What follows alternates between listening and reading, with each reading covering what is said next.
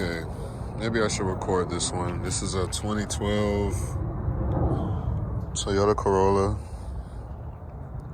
I was called last night for a no start condition. He said he hopped in, put the key in. As soon as he turned the ignition, everything went dead. When I got to it, it was doing the same. So after diagnosing last night and coming back today, I'm thinking it's something with the main fuse or a relay. This is what I'm seeing. So, getting good voltage from my battery, right? Good voltage on one side of the fuse box. Over here,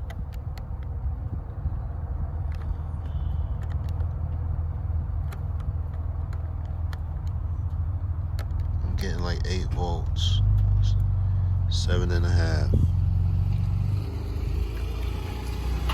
So it's looking like I'm gonna have to take apart this fuse box to see where this is coming from and what's going on.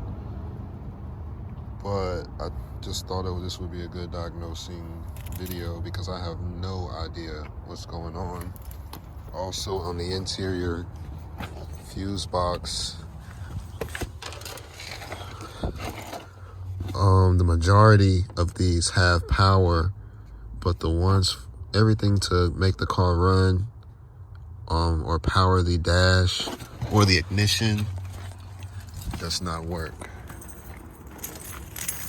Okay.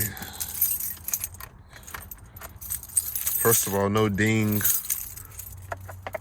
No, I do have a security light, but nothing.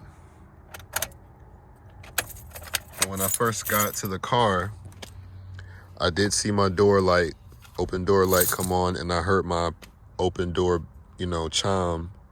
And as soon as I put the key in the on position, just like the customer said, everything went dead. So that's why I'm thinking a relay, possibly. But we'll see. All right, so I had an idea and was looking down, trying to find and make sure like I was looking at everything I had in front of me. And I saw my ground straps here. So I checked my first one. I've been checking my battery, of course. And she's grounding. That ground strap is grounded. Then I checked the one, I guess this is for engine ground. Uh-oh. There it is. So it looks like we have a bad ground strap. And it looks like it's going underneath the battery. I'm gonna remove the battery real quick and we'll further investigate.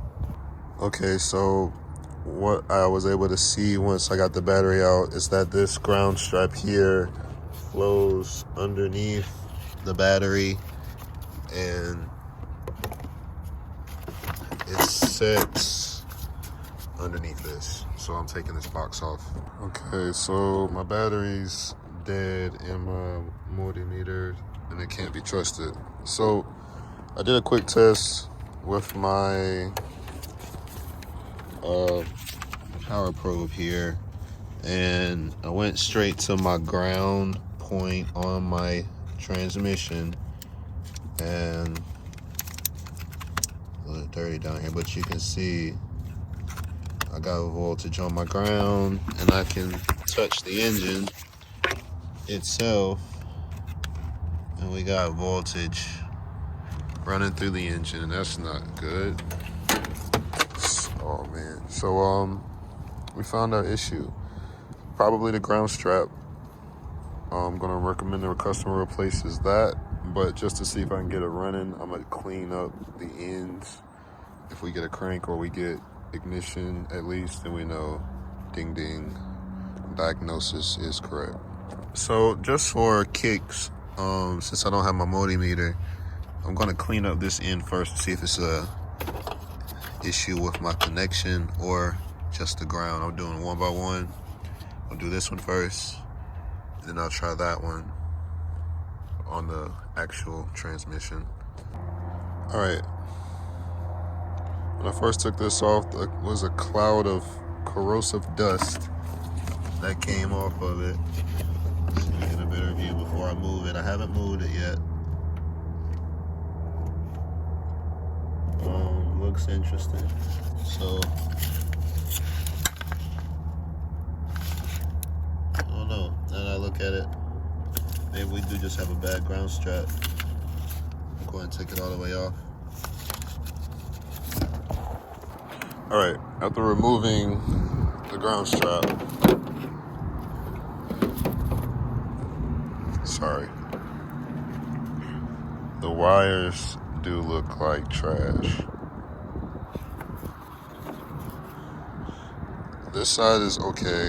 I'm sorry, I'm looking at it with my eyes, not the camera.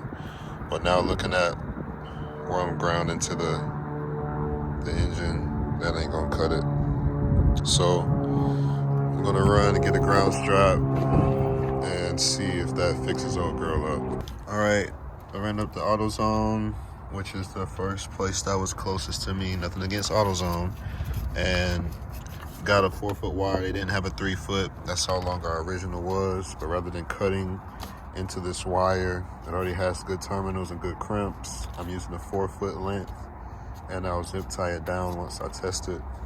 But we have it secured. Clean this off so that we have raw metal to make sure we have good connections. So after I installed the new ground strap into the old place, it still wasn't grounding out. So I put it with the actual ground, and now I have my grounds back. My engine is grounded. Everything's grounded. What does this mean? It seems like there's actual rust in the frame. I don't know how to explain this, but this is the first time trying to start it. We have the light. This is how it happened earlier. As soon as I turned the ignition, that light went out. Oh. I probably gotta reset the, oh, I forgot I got the intake off. So we got to fix. Once I put the intake back on, we should start up.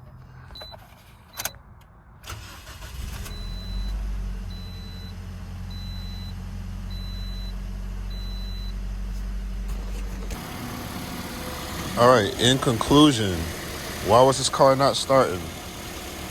Well, it wasn't getting ground. Why didn't it work once I replaced the ground strap? I really couldn't explain. Should I have replaced the ground strap? Maybe, maybe not. Because once I replaced the strap or the cable, it still didn't crank on the location of the ground.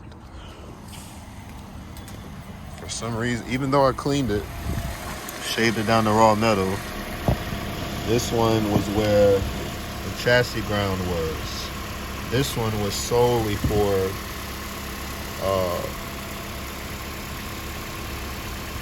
the battery ground to chassis. So, explanation points of today, I don't have it for y'all. I'm just kind of tired. It's Friday, had a long day. But I hope this helps someone.